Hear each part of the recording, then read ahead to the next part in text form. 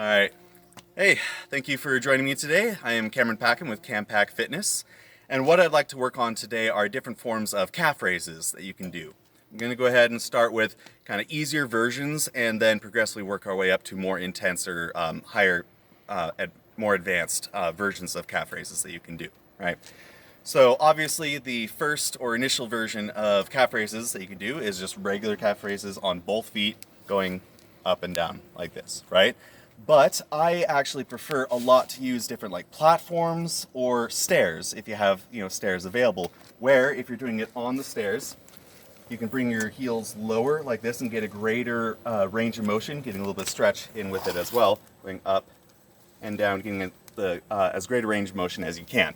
I find that is a lot more effective. My calf muscles get a lot more tired being able to use that more full range of motion, both fully extending and fully contracting the muscles that you're using, right? Now, of course, if you want to increase the intensity, you can move to 1 foot instead, right? Same thing on the ground or up on the platform using one leg, right? But for some people that might be a little too hard depending on your repetition range that you're wanting to use, more repetitions for muscular endurance sort of thing, or fewer repetitions working on strength or hypertrophy, right? But there are other ways to increase the intensity, such as using an unstable pad like this. So this is squishy, and so when you stand on it, you're going to be having to move your foot around, use your ankle stabilizing muscles in order to stabilize yourself, which makes it harder, higher intensity, and yeah.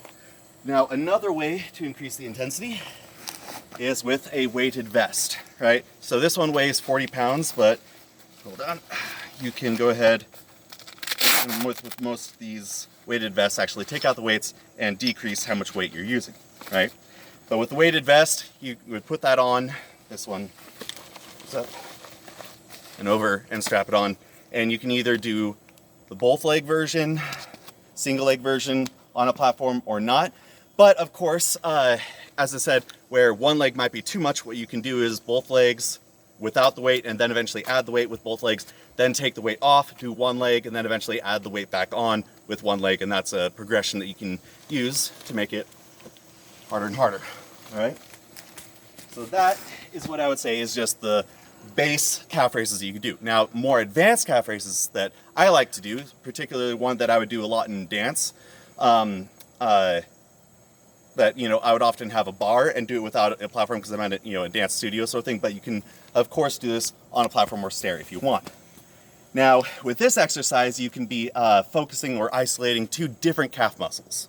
So with your calf muscles, there's actually two of them. One is called your soleus, which is this muscle right here, which starts in here, goes up actually underneath your gastrocnemius, which is this muscle right here, okay?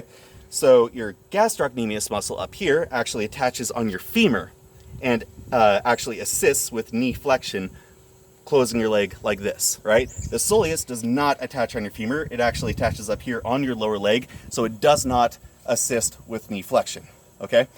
So what happens is when your knee is more flexed and this is contracted, it actually cannot assist as much with your ankle extension, like this, right? Dorsiflexion, or plantar flexion, sorry. Anyway, what that means is that when your knees are flexed like this, and you go up on your toes using more of just your soleus, not your gastrocnemius. If you actually poke your gastrocnemius when you're in this position, you'll notice it's actually softer and not as engaged. And then as you straighten your legs, you'll notice that it's actually harder and more engaged, right?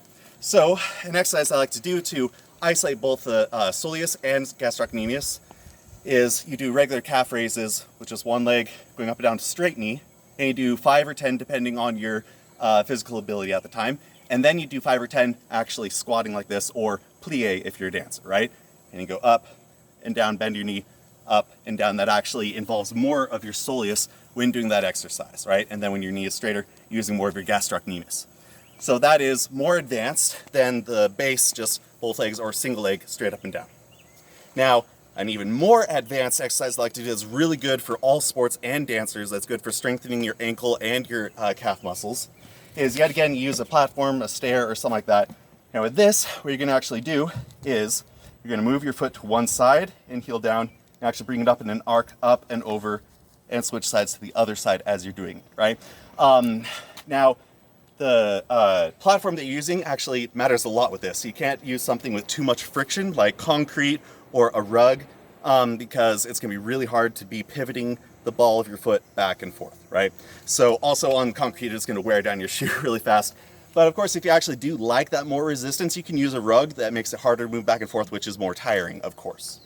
But what you would do is put the ball of your foot on the platform or stair. You bring your ankle to one side and down. And when you go back up, you actually pivot to the other side and down, turning your foot in and out.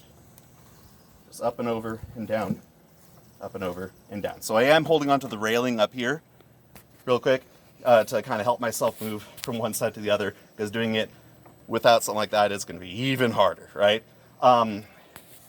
And of course, as I said before, depending on your repetition range, you're going to be wanting to do lighter resistance, more repetitions to work on muscular endurance, or of course, higher resistance, fewer repetitions to work on strength or hypertrophy, right? And well, that's pretty much it for today. Thank you for joining me. Now, of course, if you like what I'm doing, please share, comment, subscribe, all those, all that jazz. As well as if you want to support me, I have a Patreon channel where not only can you, sign up and get access to my Discord where you can ask questions, comment, and also request different content that you'd like in these videos. And you can sign up for actual one-on-one personal training with me through video conferencing, or if you live in Oregon metro, Portland metro area sort of thing, then we can actually do one-on-one if you so choose, sort of thing, right? And yeah, the links are in the comments below, and thank you very much for joining me today.